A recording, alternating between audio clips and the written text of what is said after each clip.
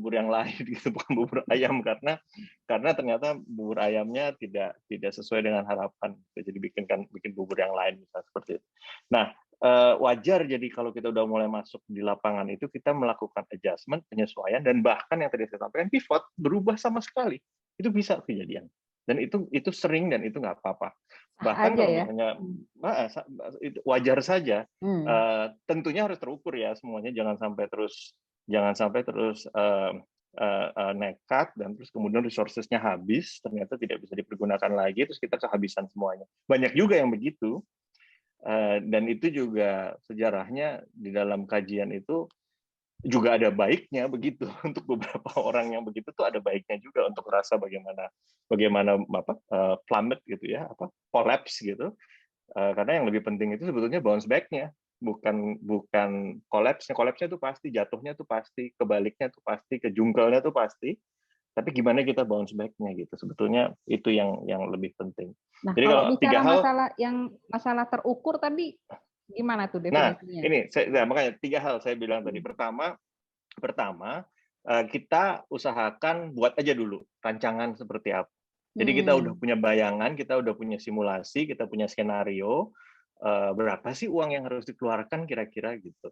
Berapa sih kira-kira modal yang harus dikembang disiapkan gitu segala macam. Terus kalau kita mau pakai pinjaman atau investor atau segala macam, kita juga harus bicara sama mereka tentunya kan ya, harus punya rancangan yang kuat, yang baik dan segala macam sehingga mereka bisa percaya dan bisa memberikan bantuan atau support ke kita. Jadi tetap pertama coba aja dulu buat rancangan dan simulasinya seperti apa. Nggak ada salahnya buat seperti itu. Sedetail mungkin nggak apa-apa, tapi jangan punya mindset ketika membuat business plan, ketika membuat business model, ketika membuat financial statement, bahwa ini akan begini jadinya. Enggak, ini asumsi. Dan ini cuma reka-rekaan, cuma proyeksi kita ke depan, kira-kira akan jadi seperti ini. Jadi koridor lah katakanlah seperti itu. Tapi jangan berharap dan jangan berpikir bahwa nantinya akan persis ya? seperti itu. Enggak, pasti akan ada perubahan, akan ada ini. Lalu yang kedua, siap-siap untuk kesandung, siap-siap untuk jatuh, siap-siap untuk kolaps kalau misalnya ternyata kenyataannya kolaps, kenyataannya tidak mungkin. Tapi jangan khawatir, jangan patah semangat gitu. Ada beberapa penelitian yang bilang malah katanya entrepreneur yang sukses, yang strateginya akan bagus dan berkembang itu yang rata-rata udah usianya 40 tahunan. Ya, betul. Bukan yang 20-an. Kenapa begitu?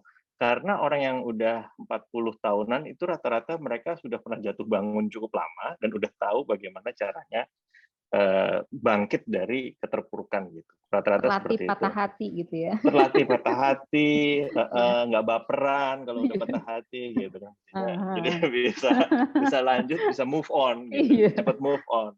Nah, itu yang ternyata seperti itu. Dan selain itu juga network-nya sudah terbangun, jaringannya, support-nya segala macam jadi cukup. Jadi start early bagus, kalau terus kemudian bisa jadi besar juga bagus, tapi jangan jangan terus langsung bermimpi bahwa apa yang sudah dibuat ini pasti akan jadi besar dan pasti akan jadi bagus, karena realitanya bisa berubah, environment-nya bisa berubah. Tadi yang kedua itu. Lalu yang ketiga, yang paling penting bounce back. Cepat move on, cepat bangkit, cepat pivot atau cepat berubah kalau perlu. Jangan terlalu romantik ya, jangan terlalu lama kalau udah ditipu misalnya gitu. Kalau udah merasa break up dengan co-founder, itu sering kejadian juga kan, antara co-founder dengan co-founder break up gitu, terus kemudian jalan sendiri-sendiri. Ya sudah, nggak apa-apa, move on aja, bounce back. Jadi wirausahawan, pebisnis muda, pebisnis yang mengembangkan startup ini, mereka kuat mental semua biasanya dan cepat untuk bounce back dan cepat untuk move on. Nah, terukurnya 3 hal itu sih kalau menurut.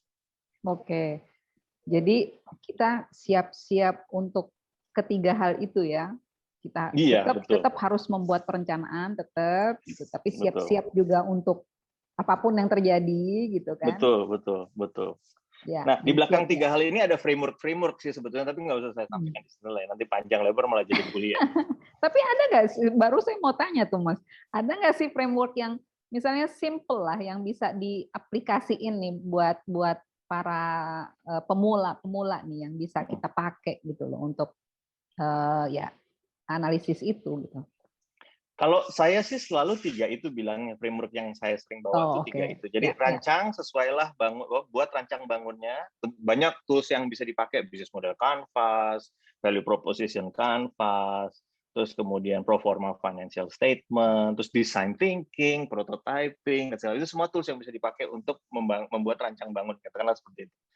Terus kemudian setelah itu yang kedua, siap mental, secara kognitif, secara psikologis kita siap untuk gagal. Jadi semakin cepat gagal semakin baik, bahkan semakin sering gagal semakin baik gitu ya. Jadi jangan takut gagal, jangan takut jatuh gitu. Ibaratnya kalau anak kecil belajar itu kan dia biar aja nggak apa-apa jatuh, asal jangan sampai kecemplung sungai ya. Tapi maksudnya jatuh tapi terus nanti bisa berdiri bangkit lagi, bisa ya. berdiri lagi dan segala macam. Jadi cepat jatuh nggak apa-apa, asal terus kemudian yang ketiga kita bisa bounce back. Failure bukan sesuatu yang harus ditakuti di sini, tapi justru harus dirayakan, karena failure ini bisa membawa kita ke tempat yang lebih baik. Ya, keren banget itu. Kalau kita bicara failure, pasti yang karena kita kan utamanya nih, kalau saya sebagai orang awam ngelihatnya pasti karena kita kalah bersaing kan, pasti itu pergi ke pemain lain kompetitor. Kan, ke kompetitor itu. Bagaimana sih kita menganalisis si kompetitor kita nih gitu loh? Ini nih kita nih siap nggak sih berkompetisi? Bagaimana cara melihat apa aja sih yang mesti dilihat dari kompetitor itu loh? Supaya kita bisa ya paling nggak kalau fail kita belajar gitu loh dari betul ya. Tentunya yang pertama ketika kita membangun sebuah bisnis, kita harus tahu dulu dong siapa yang jadi kompetitor kita gitu. Nggak mungkin, there is nothing new under the sun. Pasti ada produk yang serupa dan pasti ada produk yang mirip dengan yang mau kita tawarkan. Kalau misalnya produknya kita bilang original atau unik, pasti ada yang serupa seperti itu. Gojek misalnya bilang dia adalah inovasi baru, tapi logika di balik platform, logika di balik e-commerce platform yang dikembangkan oleh Gojek, matchmaking platform yang dikembangkan oleh Gojek, apa sebetulnya di belakang itu? Calo, ibu-ibu, bapak-bapak. Sebetulnya logikanya logika calo. Jadi artinya apa? Trust itu penting gitu kan di dalam platform seperti ini. Jadi kita harus tahu dulu kompetitor kita siapa. Jadi Gojek dulu kan kompetitornya justru Opang ya, ojek pangkalan. Jadi there is nothing new under the sun lah. Pokoknya kita pasti harus jeli dan kita harus cermat untuk tahu siapa sih sebetulnya yang akan tidak suka kalau kita masuk ke market ini, karena yang tidak suka itu biasanya kompetitor kan pasti seperti itu. Itu pertama-tama di fase yang kita waktu melakukan rancang bangun kita harus tahu.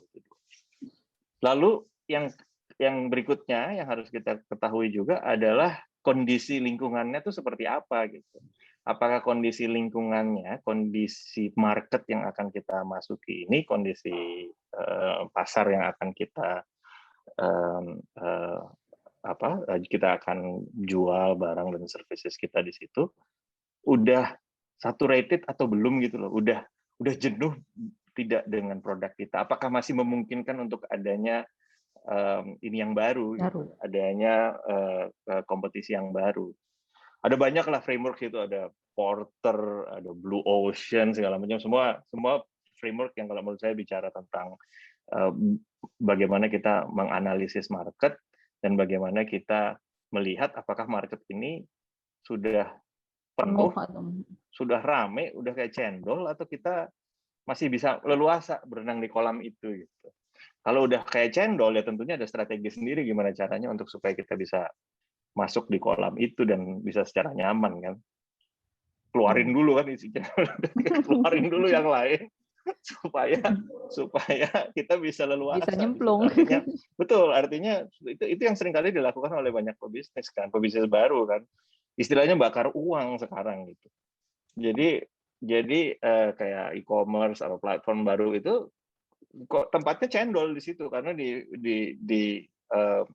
apa namanya di wilayah perdagangan barang-barang transport itu udah banyak pemainnya di situ. Dimatiin dulu satu-satu gitu dengan bakar uang gitu. Mereka kolaps, mereka ini baru terus kemudian masuklah kolamnya lebih besar dia masuk. Jadi bisa tergantung strategi marketnya, tergantung marketnya seperti apa, kondisinya seperti apa, kita terus gimana caranya ininya gitu. Lalu yang ketiga apa tadi saya mau bicara lupa. Ya kira-kira dua itu dulu deh. Yang penting kita harus tahu dulu kondisi marketnya seperti apa dan kita dari awal kita tahu kompetitor kita seperti apa. Oke. Ada yang mau nanya nggak nih? Tanya guys. Mbak Mim mau nanya, Cielah mau nanya di tadi. Aduh, saya jadi takut kalau ditanya sama Mbak Mim. Udah berasa kayak ujian jadinya ini. Udah ngambil ancang-ancang tuh. Juga yang lagi ada di on cam bisa lihat ya, mungkin bisa sharing juga nanti tentang bisnis risk ya. Tapi kalau mau minta Mas Ari ini dong share sedikit gitu, kapan kadang startup itu bisa juga nggak sih pakai passion aja atau ini karena mewakili teman-teman pasti ya, atau dari market opportunity aja gitu yang lebih baik dan probability untuk failure-nya jadi lebih rendah gitu. Rendah, iya. Akhirnya semua harus market, harus berorientasi market. Jadi passion itu memang penting, tapi passion itu harus diselaraskan dengan opportunity, dengan di market ini sebetulnya butuhnya apa sih gitu. Jadi seringkali yang saya perhatikan kalau di kampus atau di perusahaan-perusahaan juga kalau lagi training internal di product development atau design thinking training gitu. Seringkali kita tuh berangkat dari saya suka ini, saya mau jual ini gitu. Itu bagus, nggak apa-apa karena we have to start from somewhere gitu kan, harus mulai dari sesuatu. Tapi PR berikutnya adalah market itu sukanya seperti apa sih? Kalau saya suka, saya bisa masak nasi goreng. Market itu sukanya nasi goreng yang seperti apa? Gitu. Bukan karena kita seleranya nasi goreng hijau gitu misalnya. Nasi goreng pakai cabai hijau gitu, pedes kan itu. Itu ayah saya dulu suka sekali soalnya kayak gitu. Nasi goreng cabai hijau gitu. Tapi market belum tentu suka. Market sukanya nasi goreng kebon sirih gitu. Misalnya seperti kambing. Itu. Nasi goreng kambing, nasi goreng kebon sirih karena apa mereka lebih suka seperti itu misalnya market. Dan kita nggak suka misalnya. Kita sukanya nasi goreng hijau gitu. Nah, berarti kita harus menyesuaikan juga. Bukan berarti kita menjual barang yang kita suka. Berarti selera kita bukan selera market gitu. Selera kita selera yang unik. Mungkin ada sekelompok orang yang suka seperti selera kita. Itu lain lagi bisnisnya. Kita bisa bikin bisnis yang niche, bisnis yang spesifik, yang marketnya unik. Tapi kalau kita mau bikin bisnis yang mass market, yang bisa dijual ke banyak orang, ya kita harus pertama-tama tahu dulu karakteristik market seperti apa. Dan makin ke sini, makin seperti itu loh bisnis di Indonesia, karena market kita makin besar, dan daya belinya mulai makin banyak gitu. Jadi daya beli mass market itu makin membesar karena ekonomi juga makin membaik. Jadi bisnis di masa yang akan datang tuh bukan lagi bisnis yang sifatnya premium gitu. Premium ya udah segitu-segitu aja, nggak akan berubah lagi gitu. Karena memang orang-orangnya juga udah segitu aja niche gitu. Tapi yang sekarang berkembang itu mass market. Jadi kita harus benar-benar tahu bagaimana maunya market seperti apa. Dan yang paling penting bukan berarti kita suka terhadap apa yang kita lakukan atau kita ciptakan, market suka gitu. Nah, itu harus dicari titik temunya di mana. Harus di-adjust. Itu ini banget tuh, apa namanya? Jadi curcol nih pengalaman pribadi ini Mas Ari. Misal mengetahui kita harus adjusting dengan selera pasar itu kadang-kadang mesti sedikit bergulat nih dalam pemikiran dan hati. Ini yang kadang-kadang sulit ya, kadang-kadang nggak mudah gitu loh untuk ini, untuk dilakukan gitu. Nah ini yang berdamai dengan ini kayaknya anak-anak muda mesti belajar banget nih berdamai dengan passionnya sendiri gitu untuk menyesuaikan dengan selera pasar. Gitu loh teman-teman. Itu kalau menurut saya inovasi, bukannya berdamai. Inovasi itu di situ. Inovasi kita itu di situ. Inovasi di market Indonesia itu begitu. Itulah inovasi di market Indonesia. Menyesuaikan apa yang selama ini kita anggap sebagai sesuatu yang bagus, atau yang datang dari luar negeri, atau sesuatu yang kita ciptakan karena memang itu passion kita. Proses penyelarasan itu, penyesuaian dengan keinginan market itu, disitulah inovasi. Esensi inovasi di market kita itu, kalau menurut saya itu. Ya, sewaktu misalnya dulu ya, saya pernah penerbitan buku nih, Mas ya. Misalnya desain yang sudah diajukan nih ada 3 macam. Ada satu yang saya suka sekali gitu. Saya yakin ini nih yang pasar suka nih sama desain yang ini gitu. Akhirnya ketika penerbit bilang tes market aja, Mbak, dicoba ditanya gitu. Hasilnya apa? Yang saya suka sama sekali tidak disuka. Sama sekali, iya betul. Karena memang selera itu beda-beda tiap orang. Ternyata apa yang kita kadang-kadang kita pikirkan ngotot itu belum tentu pasar belum tentu seperti itu gitu. Gimana nih, adik-adik ada yang mau nanya? Memang harus selalu melakukan uji market, lalu tes market. Mungkin pernah belajar, teman-teman juga pernah dapat tentang empathy map ya. Empathy map. Nah, itu empathy map itu penting sekali zaman sekarang. Karena dengan empathy map itu kita bisa tahu market kita maunya seperti apa, karakteristik market kita seperti apa yang mereka mau, apa yang mereka inginkan. Intinya sebetulnya apa yang bisa membuat mereka happy dan bagaimana cara kita membantu mereka untuk merasa berkurang rasa tidak happy-nya gitu kan. Empathy map kan isinya seperti itu dasarnya. Iya. Saya pernah baca tulisan siapa ya, bahwa pokoknya yang paling penting adalah make your customer hero. Jadi betul. Jadi apa yang kita tawarkan ke pasar itu ya buat customer, bukan untuk kepuasan kita ya. Iya, betul. Kita jadi customer orang lain. Kalau misalnya memang kita punya preferensi tersendiri gitu, kita bisa jadi customer orang lain. Jarang sekali ada pedagang bakso yang makan baksonya kan? Iya. Selalu jajan dia sebenarnya. Selalu dia jajan ke tempat lain. Mungkin karena bosan, tapi bisa jadi dia nggak suka. Bisa jadi dia bukan itu yang dia mau pada saat itu gitu ya. Dia maunya yang lain. Oke. Nyambung lagi dong, Mas. Ini katanya penyebab kedua terbesar kegagalan startup ini urusan keuangan nih, Mas. Padahal kan biasanya yang idea generation atau yang punya ide itu biasanya agak lemah di keuangan ya. Apa emang kita formasinya harus gandengan pas buat startup itu dengan yang bisa keuangan, atau kita masih bisa jalan dulu gitu sendiri sampai di titik mana gitu? Gimana, Mas? Formulanya tuh di dalam sebuah startup harus ada 3 fungsi. Ini terlepas dari orangnya berapa banyak ya, tapi harus ada 3 fungsi. Fungsi desain, teknologi, desain dan segala macam ya. Ini satu fungsi bisnis. Fungsi desain, fungsi bisnis sama fungsi teknologi. 3 itu harus ada. Oke. Jadi itu formula yang mutlak. Kalau cuma satu aja harus nyari 2 yang lain itu. Kalau enggak jadinya nanti timpang pasti.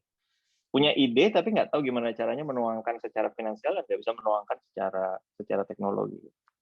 Saya punya ide untuk bikin baling-baling bambu. Ini teman-teman sekarang nggak tahu kali baling-baling bambu ya.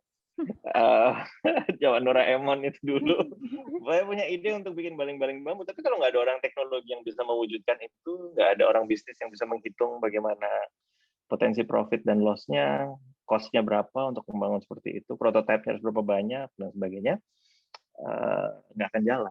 Jadi emang harus ada 3 fungsi itu. Jadi kalau teman-teman mau bikin bisnis, selalu di kepalanya pikirkan 3 fungsi itu. Satu orang bisa punya 2 fungsi. Maksudnya kalau dia memang bagus di desain, terus bagus di bisnis, itu satu orang bisa punya 2 itu. Tapi most likely 3 ini adalah 3 rambut atau 3 kepala yang berbeda gitu. Karena skill sama apa namanya, knowledge-nya itu beda-beda. Orang desain itu beda dengan orang bisnis. Orang bisnis itu beda dengan orang teknologi bisnis. Dan masing-masing punya idealisme sendiri tuh, ya. Punya cara pikir dan punya perspektif yang beda. Beda. Itu guys, jadi harus punya 3 fungsi tuh guys ya. Jadi kalau yang kita belajar yang hari kedua kemarin kan diajarin tuh Mas Ari, ada MBTI ya. Itu kan Betul. Nah, itu ya benar. Kita harus terima juga masukan-masukan dari orang yang view-nya beda mungkin dengan kita gitu. Ya. Betul banget. MBTI itu bisa bantu banget untuk ngelihat tim kita itu sebarannya seperti apa sih gitu. Udah cocok atau belum gitu. Terus gimana cara kita improve diri kita. Iya. Nih ada yang nanya nih dari siapa nih? Dia ya paling rajin nih nanya nih. Permisi izin bertanya, kalau salah satu tujuan dari bisnis kita adalah meningkatkan kesadaran masyarakat akan suatu hal, contohnya lingkungan, berarti yang harus disesuaikan itu metodenya ya? Nah, ini bagus banget nih pertanyaannya. Spot on ke area yang saya teliti dan area yang saya fokuskan, social entrepreneurship gitu ya. Wirausahaan sosial. Ya. Jadi sebetulnya gini, kalau tujuan gini, kita dari awal itu harus punya kejelasan di dalam tujuan bisnis kita. Ada 2 tujuan bisnis besar yang sekarang ini bisa kita lihat gitu ya. Pertama, tujuannya untuk financial profit, yaitu perusahaan-perusahaan pada umumnya, semua bisnis pada umumnya yang seringkali kita sebut bisnis, itu seringkali tujuannya adalah untuk meningkatkan bisnis profit supaya shareholder-nya bisa mendapatkan return gitu kan. Jadi pada akhirnya ke sana arahnya. Itu tujuan pertama dan biasanya orang mendirikan bisnis tujuannya seperti itu. Tapi belakangan ini berkembang lagi nih, ada satu bisnis yang tujuannya tuh sosial, lingkungan dan sosial gitu. Jadi kesejahteraan masyarakat, terus kemudian lingkungan hidup yang lebih memadai, lebih baik dan segala macam. Itu tujuannya tuh itu. Tapi dalam mencapai tujuan-tujuan tersebut, dia pakai cara-cara bisnis, buat produk, melakukan aktivitas bisnis segala macam. Nah, kalau memang tujuannya adalah sosial dan lingkungan seperti yang dibilang sama atau ditanyakan sama dia ini, bukan hanya metode yang harus disesuaikan, semua secara keseluruhan, termasuk bisnis modelnya pun harus spesifik. Karena ada bisnis model yang khusus, bisnis model kewirausahaan sosial, yang bisa membantu untuk managing dua tensions, apa katakanlah, dua dinamika di dalam satu organisasi. Karena sosial dan bisnis itu seringkali bertentangan kan. Yang satu bagi-bagi uang, yang satu nyimpen uang gitu kan. Jadi dia bertentangan gitu, seringkali bertentangan. Harus punya bisnis model yang sedemikian rapi dan sedemikian memadai untuk bisa menjembatani 2 hal ini. Proses bagi-bagi uang untuk lingkungan sosial tadi dan proses menyimpan uang untuk profit dan bisnis tadi, katakanlah seperti itu. Wah, keren tuh dia. Pertanyaannya visinya udah tinggi nih Dian. Kayaknya udah punya bisnis model nih Dian ya. Ada lagi tuh Mbak Ida pertanyaan. Ada ya, ada. Nah, Firya. Nah, Assalamualaikum Pak. Waalaikumsalam. Cara membedakan apabila bisnis kita gagal karena ide bisnis kita memang tidak bagus dan bisnis kita gagal karena perlu usaha lebih atau strategi perlu di-adjust ulang apa ya Pak? Gitu ya. Oke. Nah, ini penting nih pertanyaan seputar taunya kita gagal karena bisnis model kita yang salah atau karena strategi yang salah gitu. Nah, sederhananya saya jawabnya gini, kadang-kadang kita nggak tahu, pokoknya gagal aja, ujungnya gagal aja. Nah, kok jadi begini gitu? Gagal aja, kenapa gitu? Seringkali kita nggak tahu, begitu gagal kita nggak tahu ini masalahnya karena kita kurang usaha atau karena bisnis model yang salah gitu sebenarnya. Yang bisa kita lakukan sebetulnya adalah mengurai prosesnya di mana letak gap-nya. Sebetulnya itu yang bisa kita lakukan. Jadi kita kadang-kadang nggak bisa tahu juga dan nggak bisa menyalahkan juga ini sebenarnya kurang usaha atau karena bisnis modelnya yang salah. Bisa jadi karena environment-nya juga yang tidak memadai segala macam. Yang penting kita urai, kita lihat di mana letak ininya, di mana letak gap-nya. Sebetulnya itu yang bisa kita lakukan. Jadi kalau misalnya ternyata letak gap-nya adalah bisnis model, kita bisa adjust bisnis modelnya. Letak gap-nya adalah financial analysis, kita bisa adjust financial analysis. Tapi best practices-nya yang saya lihat itu seringkali adalah kita gagal karena kita tidak bisa memenuhi keinginan dari market. Ya. Itu seringkali seperti itu yang saya lihat. Seringkali bisa seperti itu. Bahkan kalau misalnya gagalnya di cara kita berusaha gitu ya, atau cara kita melakukan aktivitas bisnisnya, kalau ada produk market fit, itu kita dikejar-kejar sama market. Kita akan kebanjiran pembeli gitu loh. Jadi kita tidak merasa gagal biasanya kalau kita kebanjiran pembeli, karena kita cuma merasa bahwa waduh nggak cukup nih, kita resourcesnya nggak cukup nih, harus kita tolak-tolakin pembelinya. Kita akan bilangnya seperti itu, kita tidak merasa gagal. Tapi kalau misalnya kita gagal, itu rata-rata pada umumnya itu karena produk market fit-nya nggak kejadian. Kita nggak bisa mendapatkan apa yang sebetulnya dikehendaki sama market, dan kita nggak bisa menciptakan produk atau deliver produk atau services yang memang dibutuhkan mereka. Seringkali masalahnya di situ. Ujungnya itu seringkali di situ. Jadi bisa aja karena bisnis modelnya nggak tepat, karena usahanya kurang segala macam, tapi ujungnya biasanya karena marketnya kita tidak memahami marketnya dengan baik, kita tidak memahami customer dengan baik. Jadi kalau saran saya, ketika gagal, ketika itu nggak usah dicari sebabnya apa. Kalau kita merasa gagal, langsung lihat aja produk market fit-nya benar nggak gitu. Kalau produk market fit-nya tidak tepat, dan biasanya produk market fit-nya tidak tepat, kita adjust produk market fit tadi. Apakah produk yang kita jual itu memang betul-betul dibutuhkan market, atau kita cuma apa istilahnya ya, menggarami lautan gitu. Jadi marketnya sudah nggak butuh, tapi kita garam-garamin aja terus, akhirnya nggak ada demand, tapi kita supply-nya terus-terusan. Oke. Ini menarik juga ya, karena mungkin kalau startup baru masuk gitu ya, Mas Ari ya, kan di market itu pasti ada big player-nya lah ya, yang sudah nge-lead, market leader istilahnya kan.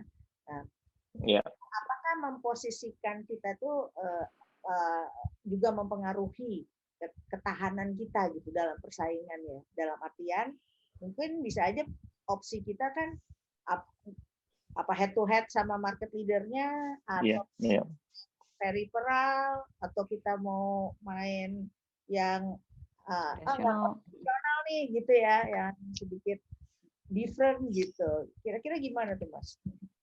Itu akhirnya kembali ke seberapa kuat resources kita kan. Kalau misalnya kita mau head to head sama market leader, ya tentunya kita harus siap dengan resources gitu kan. Tapi kalau kita kondisinya David and Goliath, ya kita harus lebih cerdas, dan kita harus lebih cari cara memutar gimana caranya supaya bisa menghadapi market tersebut gitu. Bisa jadi kita tidak perlu head to head kan, bisa jadi kita komplementer dengan kompetitor yang atau market leader, kita komplementer, mungkin bisa jadi supplier atau segala macam dulu, tapi perlahan-lahan kita masuk ke supply chain-nya. Bisa seperti itu. Ada banyak strategi dan banyak teknik sebetulnya yang bisa kita lakukan untuk masuk ke sebuah market. Banyak kejadiannya juga kita lihat, misalnya gini, dalam bisnis awalnya dia cuma supplier. Oh, nggak usah jauh-jauh cerita kisah Bob Sadino, supplier ayam tadinya cuma kan kalau nggak salah. Terus kemudian karena dia berangkat dari supplier, market leadernya tentunya pada saat itu beda gitu. Terus kemudian dia bisa mengembangkan supermarket sendiri, Kemchik sendiri gitu. Karena dia berangkat dari menjadi supplier. Gitu. Bisa aja sesederhana itu. Jadi kalau mau head to head, punya resources besar silahkan. Tapi kalau enggak, ya caranya memutar. kondisinya David and Goliath kan, yang satu lebih kecil sehingga harus mencari cara yang apa namanya lebih baik gitu ya, untuk supaya nggak ditembakin gitu ibaratnya kalau masuk ke wilayahnya. Gitu guys, jadi bisa aja kita dapat limpahan dari marketnya ya, market leadernya. Yang nggak terpenuhi oleh itu ya, market leadernya ya. Betul. Dan itu juga salah satu alasan loh kenapa kalau misalnya kita lihat restoran itu banyak yang mirip-mirip di sekitar satu restoran itu ya. Kalau misalnya satu restoran terkenal gitu, ada satu jual mie pangsit gitu katakanlah di satu tempat gitu. Di sekeliling situ tuh biasanya suka ada deket mie pangsit juga gitu. Untuk limpahan dari spillover dari si market leader ini di tempat itu ya. Dan memang kalau pernah berbicara dengan pelaku bisnis nih ketika ditawarkan untuk membuat usaha restoran gitu ya. Ada satu prinsip yang menarik dari dia gitu. Nggak mau kalau ada dikasih satu lokasi gitu, nggak mau di situ, itu sepi katanya. Loh, kan belum ada yang jualan ini. Enggak, saya maunya justru yang rame. Yang rame, gitu ya. Yang udah ada yang jual sama seperti itu juga gitu ya. Jadi dia nggak mau kalau dia sendirian di situ, maunya yang rame. Jadi orang rame. Ya. Nanti kalau dia udah besar dia buka cabang di tempat sendiri gitu. Ya. Karena dia udah jadi market leader kata Mas. Betul. Jadi gitu guys. Ya, itu semua di belakang itu ada teorinya, ada frameworknya sebetulnya, dan proven secara akademik itu attitude seperti itu, attitude strategi atau strategic development yang seperti itu, cuma sebenarnya kita bisa lihat dalam praktek kita sehari-hari kok bahwa itu bisa dipergunakan. Saya jadi mau tanya nih Mas Ari. Bagaimana ketika kita kita mencoba menyesuaikan market fit itu tadi ya, melihat itu tadi produk yang kita punya, terkadang mungkin ketika kita harus berinovasi, bahkan produk kita harus bersaing dengan produk kita sendiri. Gimana tuh? Saya sering kali ngomong, saya senang dengan apa yang disampaikan sama Steve Jobs sebetulnya dulu soal hal ini. Ada pertanyaan yang sama juga. Gitu. Jawabannya sederhana, lebih baik produk saya dimakan sama produk saya sendiri dibanding dimakan sama orang lain. Dan itu saya suka sekali tuh. Jadi nggak masalah iPod dimakan sama iPod yang baru apa segala macam, terus kemudian mati iPod yang lama gitu, itu nggak masalah. Lebih baik dimakan sama produk saya yang lain dibanding produk saya dimakan sama produk yang lain. Ya, saya ingat waktu ketika zaman dulu kerja ya. Kan saya bekerja di maskapai penerbangan nih Mas Arya, yang basisnya di Hong Kong. Jadi apa aja produk yang kita kreasikan mengenai Hong Kong gitu. Suatu kali ya kita kan ceritanya masih muda kan, ketika bos minta buat satu paket Hong Kong lagi. Semua kan kita udah terlalu banyak punya ini ya, produk Hong Kong. Ini Hong Kong, itu Hong Kong, ini buat lagi yang lain. Ya nggak apa-apa, dia bilang, dia tetap ngotot, nggak apa-apa. Kan banyak pasta gigi di pasar, mereknya juga banyak, saya bilang gitu. Berapa banyak? Jadi harus buat, ya jadi tetap harus kita buat lagi. Ya itu jawabannya. Betul. Daripada market share kita termakan oleh competitors kita yang jelas di depan mata, mendingan ya market share kita ya kita kanibal sendiri. Kita kanibal sendiri. Betul. Nah, Mas Ari, ini konteksnya lebih ke spesifik Indonesia nih. Kira kalau melihat dari mungkin ada riset tertentu ataupun karakteristik tertentu ya dari startup Indonesia. Nah, apa kira-kira Mas Ari yang perlu disoroti gitu ya? Intinya apakah memang keunggulan kita tuh di mana atau yang memang kita sangat lemah gitu, itu di mana gitu, sehingga itu bisa jadi lesson learn buat kita semua. Tahun 2015 saya pernah nulis di Jakarta Post dulu. Pertanyaan artikelnya judulnya Are Indonesian Entrepreneurial at All? Apakah orang Indonesia itu entrepreneurial atau enggak gitu sebetulnya? Karena kita kok kayaknya kok nggak entrepreneurial, nggak bisa berbisnis kayaknya seperti itu, tapi kenyataannya kok enggak gitu. Kenyataannya banyak, kita tahu orang yang bisa berbisnis gitu segala macam. Dari tulisan itu terus kemudian yang berkembang terus sampai pemikiran yang sekarang, terus banyak data yang masuk juga yang saya lihat dari penelitian lain. Tapi intinya setelah dari 2015 sampai 2020 ini saya punya beberapa poin katakanlah yang bisa saya simpulkan dari berbagai macam sumber tentang karakteristik orang Indonesia dan karakteristik masyarakat di Indonesia. Dari artikel 2015 itu, Are Indonesian Entrepreneurial at All, saya berargumen bahwa Indonesia itu entrepreneurial, tapi cara dan sudut pandang entrepreneurial kita itu beda. Kita punya mindset yang berbeda, gitu ya. Nah, saya bilang begini, bedanya Indonesia dengan Barat itu terletak di family value-nya. Karena kalau orang Barat jadi entrepreneur, itu tujuannya otonomi. Tujuannya itu gimana caranya supaya dia bisa independen, tidak tergantung sama orang lain, dia punya bisnis sendiri, dan dia terus kemudian sukses, gitu ya. Dan dia bisa merayakan kesuksesannya sendiri. Mark Zuckerberg, Steve Jobs, Bill Gates, semua berangkat dari otonomi dan semua berangkat dari celebration of otonomi dan celebration of individual freedom, katakanlah seperti itu. Tapi kalau Indonesia, semua yang menjadi entrepreneur itu rata-rata kolektif dan rata-rata punya mindset untuk bagaimana kita sebagai sebuah keluarga bisa berkembang bersama-sama. Bahkan banyak orang yang jadi entrepreneur itu karena memang untuk menghidupi keluarga. Banyak yang kita lihat seperti itu. Itu artikel tahun 2015 itu saya bilang. Jadi, are we entrepreneurial role? Kita entrepreneurial, cuma orientasi entrepreneurial kita beda dengan si Barat. Makanya kita nggak kelihatan entrepreneurial dan ada mismatch antara teknologi kewirausahaan yang kita terapkan dengan tujuan yang kita inikan. Akhirnya saya bilang bahwa sebetulnya kita harus mulai lihatnya ke social entrepreneurship, karena social entrepreneurship itu jadi jembatan untuk memenuhi kebutuhan sosial orang Indonesia tadi yang kolektif, yang family values dan segala macam dengan kewirausahaan tadi. Jadi bisnis modelnya harus khusus, intinya seperti itu. Lalu kedua, ternyata ada penelitian yang pernah saya sampaikan juga bahwa ternyata orang Indonesia itu entrepreneurial dalam arti dia punya visi, punya value untuk berbisnis gitu loh. Bahkan ada ukurannya dan ternyata kita cukup tinggi, yaitu opportunity recognition. Kemampuan kita untuk mengenali bisnis itu tinggi. Kemampuan kita untuk melihat opportunity itu besar, bahwa ini bisa dijadikan bisnis. Ini sebetulnya ada opportunity di sini. Itu kita besar sekali di situ. Tapi technical skills kita untuk mewujudkan itu sangat rendah. Dan bahkan jauh lebih rendah daripada negara-negara lain di kawasan Asia Tenggara. Jadi ada gap.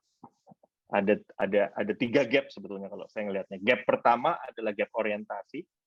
Kita family value, tapi teknologi yang kita pergunakan, teknologi ini bukan berarti cuma digital atau segala, tapi teknologi seputar startup, seputar bagaimana kita menggunakan tools segala macam itu kita tidak family oriented. Padahal market Indonesia family oriented, itu makanya Kijang itu laku keras. Avanza itu lagu keras gitu. Itu hal-hal yang sebetulnya merefleksikan bahwa kita family oriented. Solaria laku keras gitu ya. Itu kan family oriented gitu dibanding restoran-restoran yang tidak family oriented. Terus gap yang kedua itu adalah gap antara orientasi yang diakui, orientasi yang dikenal dengan orientasi yang diinginkan oleh si entrepreneur Indonesia. Itu orientasi tadi yang untuk sosial, kolektif, family, dengan orientasi yang venture capital biasanya ngelihatnya nggak ke situ. Ngelihatnya nggak ke impact, tapi ngelihatnya lebih ke bottom line. Terus ketiga adalah si gap antara knowledge dan skills. Skills kita dalam menjalankan startup. Jadi kita seringkali menjalankan startup dengan skills yang dirancang misalnya bukan untuk membangun family tadi, gitu, dirancang untuk mencari opportunity atau membangun startup yang individual, yang fokusnya ke founder dan co-foundernya aja dan segala macam gitu. Jadi ada banyak gap yang saya lihat di sini antara filosofi, idealism, orientasi dan skills. Banyak yang harus diadopsi berarti ya, Mbak Ida. Nah, ini gap banyak PR, ini banyak PR. PR-nya nih gitu ya, untuk lebih mempersempit gap-gap itu ya. Nih salah satu usahanya nih yang dilakukan. Iya, betul. Sayang banget kan orientasi ininya baik banget gitu, tapi pas eksekusi, nah kita lemah di situ tuh. Dan itu kelihatannya akan menjadi hal yang fundamental juga, karena karakteristik yang unik dan karakteristik yang spesifik di Indonesia ya. Kecenderungan ke arah kolektif, market yang kolektif gitu ya, market yang saling supporting satu sama lain, terus kemudian family values dan segala macam, itu akan jadi value proposition yang harus ada di dalam semua bisnis kelihatannya di Indonesia kalau kita mau capture market yang besar ini. Oke. Itu guys, kira-kira guys udah dipaparkan secara komprehensif nih ya oleh Mas Ari nih ya, buat teman-teman muda kita supaya bisa dapat inspirasi sebenarnya ya, gimana supaya bisa meminimalisasi gap-nya itu tadi ya. Iya, betul. Jadi kita bisa buat perencanaan yang tereksekusi ya. Jangan cuma di batas angan-angan ya gitu. Betul.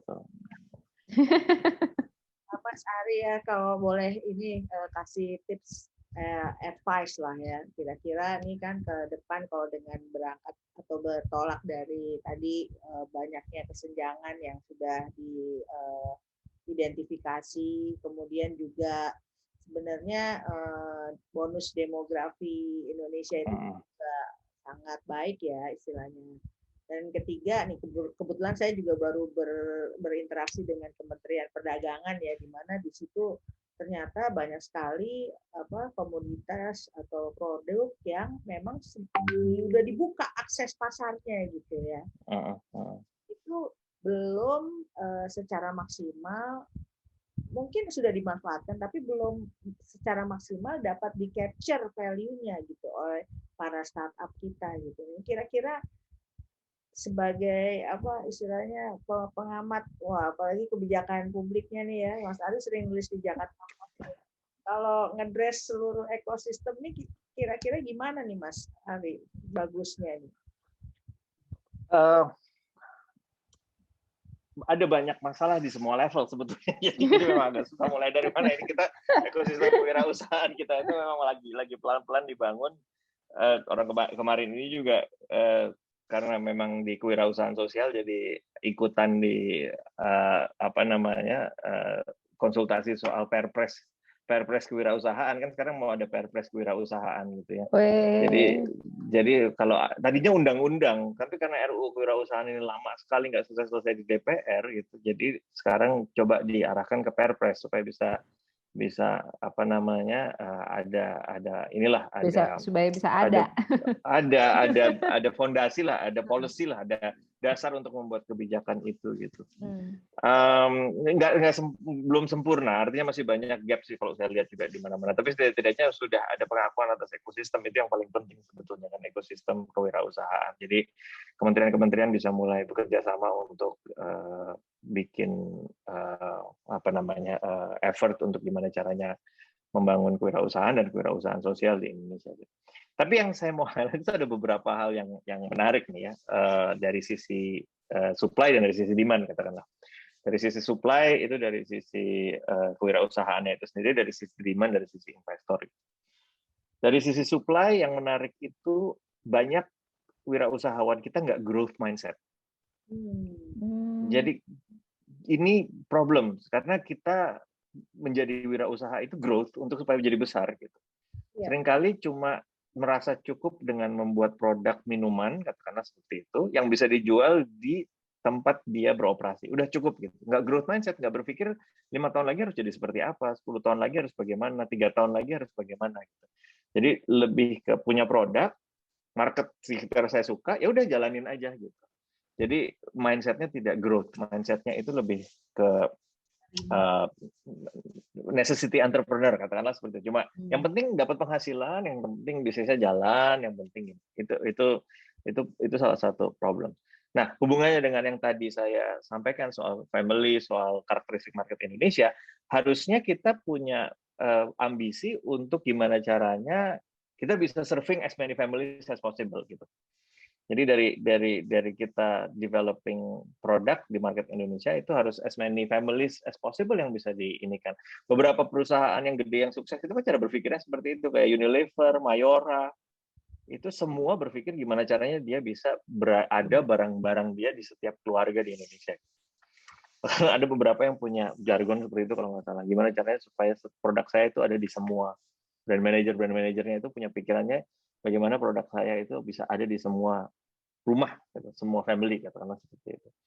Nah, itu yang harus dipikir. Growth mindset-nya ke situ. Gimana caranya produk dan service yang kita buat ini bisa disukai oleh semua keluarga yang ada di Indonesia. Kalau mindset kita seperti itu, growth mindset Indonesia pasti ini banget. Dan bukan cuma Indonesia tuh, pasti merambah ke ASEAN karena karakteristiknya mirip tuh. Nanti di Filipina begitu, di Thailand begitu, di Vietnam juga modelnya seperti itu karena kita punya karakteristik center di family yang cukup kuat ya, kolektif masyarakat di Asia Tenggara. Itu yang apa namanya penting sih kalau menurut saya tadi. Terus di sisi demand, di sisi investor, nah ini ada hal yang menarik, ada tren yang menarik di belakangan ini, terutama di kewirausahaan sosial juga yang saya amati.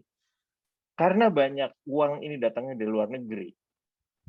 Jadi uang investment itu datangnya dari luar negeri. Jadi investor ini senang sama entrepreneur yang jago bahasa Inggris,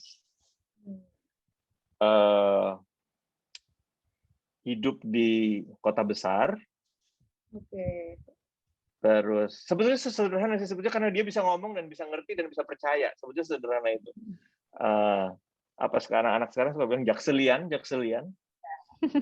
anak-anak jaksel ya, jakselian yang kalau ngomong which is gitu kan. Enggak. Jadi ini ada kebetulan ada penelitian dari Angin yang Angel Investment Network Indonesia, namanya Angin, nama organisasinya. Itu yang menarik itu seperti ini gitu, bahwa mereka lebih. Nah, sekarang tinggal bagaimana gap skills dan gap trust ini bisa dijembatani sama pemerintah.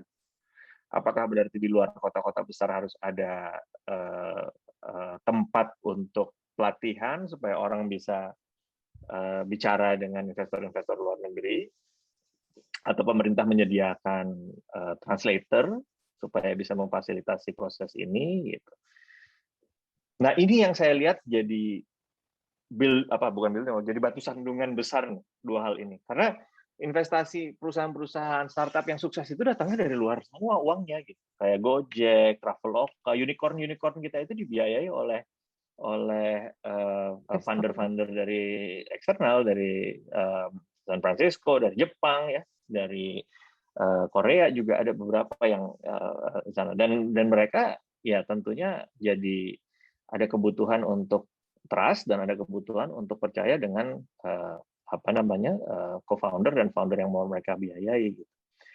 Jadi di tengah-tengah antara supply dan demand ini udah banyak yang dilakukan pemerintah, bikin pelatihan, bikin inkubator, bikin apa namanya fasilitas yang bisa diperoleh oleh entrepreneur, terus kemudian program-program itu banyak sekali yang dikerjakan.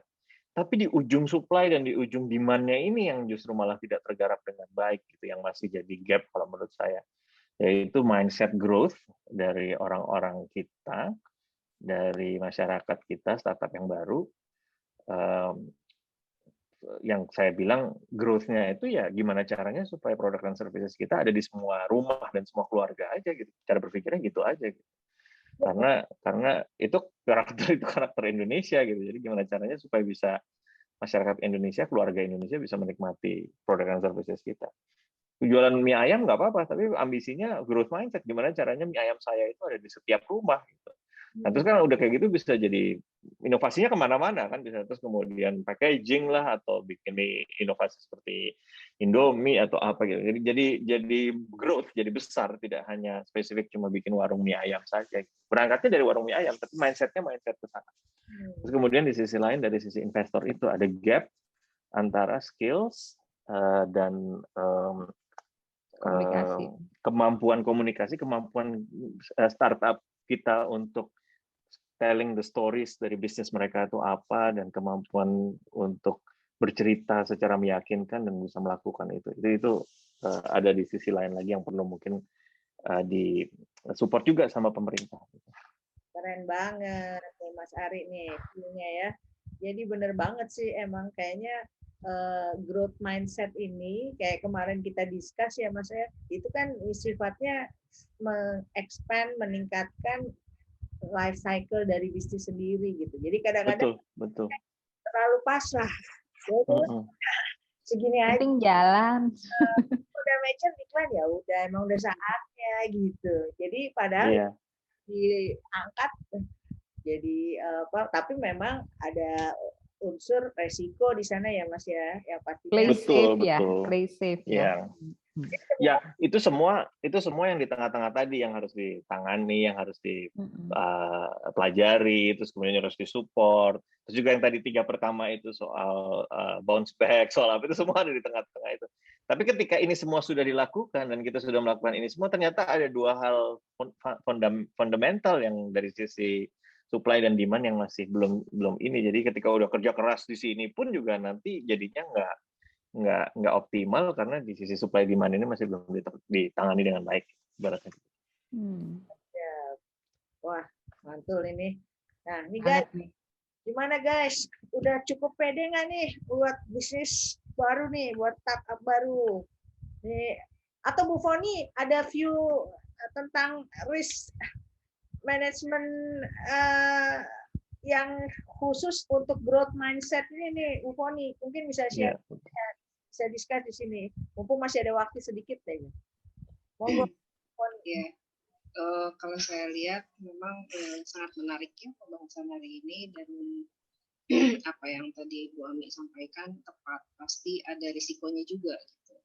Tapi kalau saya lihat risiko untuk yang kita bahas pada sore ini itu lebih banyak ke risiko operasi gitu ya.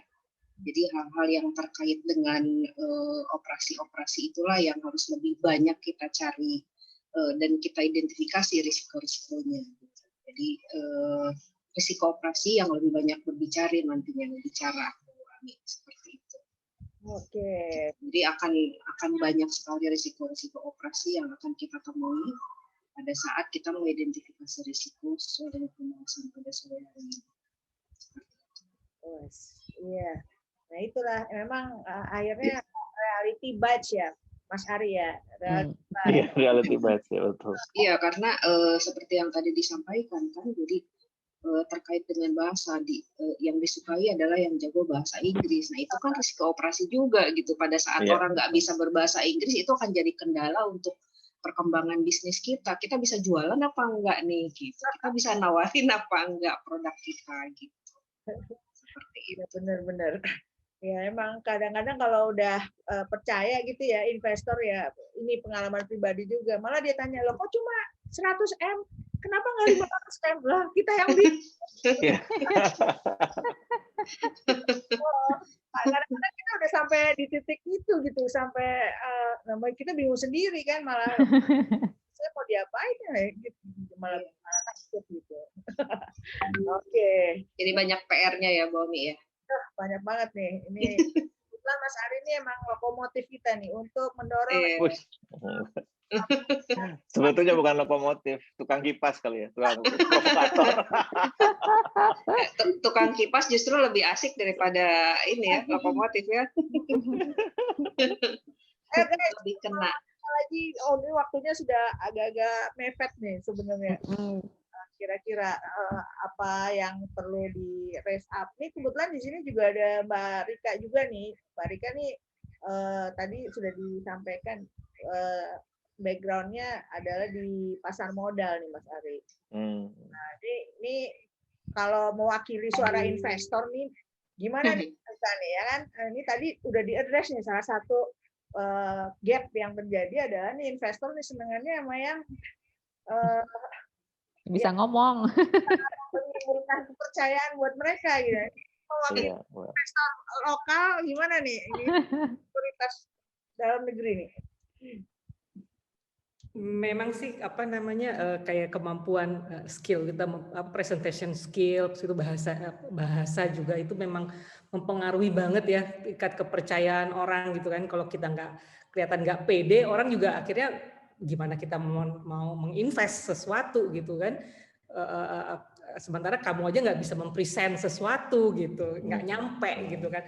Cuman di sini saya mau ada ini sedikit, gimana caranya ya kita melihat kompetensi di bidang seperti capital market atau di bidang jasa. Jadi seperti broker di capital market ataupun di perbankan, di mana kan produknya sebenarnya sama gitu kan ya, dan nggak bisa diapa-apain gitu kan. Kayak kita di capital market kan produknya saham, yang diperjualbelikan adalah saham. Akhirnya di sini kompetensi itu adalah kita dari servisnya, servis levelnya harus kita naikin terus gitu kan. Kita naikin ini kompetitor ikutan gitu kan. Akhirnya beradu lagi gitu kan. Nah, gimana tuh Pak caranya Pak untuk mengakali itu supaya kita akhirnya benar-benar jadi leader beneran nih gitu kan. Nih Mas Ari masuk.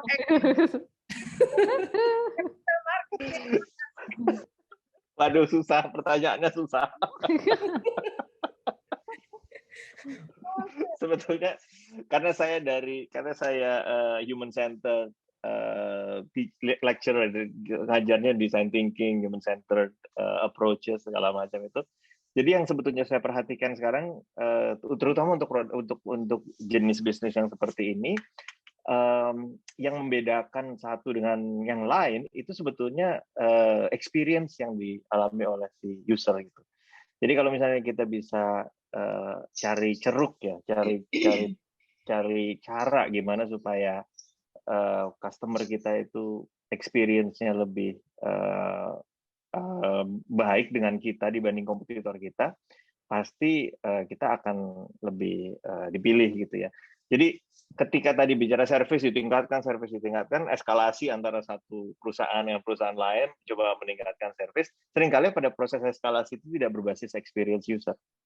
Padahal kalau misalnya kita lihat betul experience user itu seperti apa, yang lain biasanya nggak bisa ngejar tuh, nanti kebingungan, ini kok rumusnya nggak begini lagi gitu. Gimana cara mewujudkan service yang seperti ini, karena kita tahu betul user kita tuh sebetulnya kebutuhannya apa gitu. Misalnya kayak kita mau approach yang milenial gitu ya, kita harus tahu betul experience milenial atau experience yang dihargai milenial di dalam saham itu apa gitu. Itu yang mungkin akan lebih bisa ini. Bahkan akhirnya nanti bisa keluar produk baru, tidak hanya sekedar service. Bisa saja. Artinya sahamnya sih saham gitu, tapi kan di sekeliling saham itu bisa ada produk suplementer ya, yang bisa membantu customer mendapatkan experience yang lebih baik gitu. Kita ngomongin branding lah gitu. Iya betul. Kita harus pakai empathy map tuh. Ya. Betul. Jadi harus targeted, harus sesuai dengan customer yang mau ini siapa, dan hidden insight, hidden needs, apa sih yang sebetulnya dibutuhkan sama itu tuh mereka. kuncinya itu ya. yang experience itu tadi. Jadi kalau misalnya milenial saham itu yang sekarang lagi heboh segala macam, itu mungkin bukan karena investasi, mungkin bukan karena mereka mau investasi, tapi lebih karena peer pressure atau lebih karena tren di antara mereka. Nah, kalau hidden needs-nya seperti itu kan berarti kita bisa sesuaikan produknya untuk capturing itu. Gitu kan, wah, yang endorse Kesang, Raffi Ahmad, akhirnya sekarang gitu kan. Iya, betul. Member loh ya, kalau ntar tahu rugi endorsernya yang dikejar-kejar. Iya. Atau yang lebih repot pialangnya. Betul. Iya. Oke, Mbak Ida. Betul banget ini Mas Arinya. Nih guys, teman-teman muda kita gimana, udah optimis ya kira-kira dengan banyak sekali masukan dari Mas Ari nih di discussion-nya. Iya nih, udah pemahamannya internal eksternal nih, kayaknya udah mulai mantep nih. Oke, ini biar kalau terakhir nih untuk closing ini Mas Ari, kalau boleh kasih tips apa ya istilahnya first thing first-nya ya untuk teman-teman muda kita nih dalam merintis bisnis, gimana nih Mas? Jangan takut gagal aja itu ya kali ya. Coba aja, tapi terukur. Jadi saya bukan tipe yang menganjurkan. Seringkali ada motivator yang bilang jalan aja, nyemplung aja gitu. Itu bisa juga, tapi nanti kalau kecemplungnya sungai kan repot, harus deras lagi gitu kan. Jadi terukur. Pergunakan tools yang sudah ada, lakukan rancang bangun dari bisnis yang mau dikerjakan, tapi jangan takut gagal. Coba aja dulu dan jangan takut atau jangan khawatir untuk mengubah semuanya kembali ke drawing board ya, kembali ke awal lagi terus kemudian rancang lagi. Jangan khawatir untuk itu. Jadi kayaknya bisnis itu is a journey ya Mas ya. Itu journey, betul. Journey ya, kadang-kadang nikmati. Mungkin malah kalau lebih lengkapnya, it's a journey to make customer happy. And to help them alleviate sadness ya. Jadi gimana caranya kita menghilangkan sadness mereka dan increasing happiness. It's a journey to help them to do that. Pain dan gain itu. Gimana caranya kita melakukan ini semua akhirnya untuk itu. Iya. Syukur-syukur shareholder happy juga ya nanti, ya kan? Itu ya. Kalau dia happy dan mau bayar, customernya happy mau bayar, ya shareholder happy pasti. The whole package tuh. The whole package ya. Create social impact lagi, wah udah. Ya, itu luar biasa tuh. Oke, Mbak Ida nih udah Mas Ari udah kayaknya udah diperas semua nih.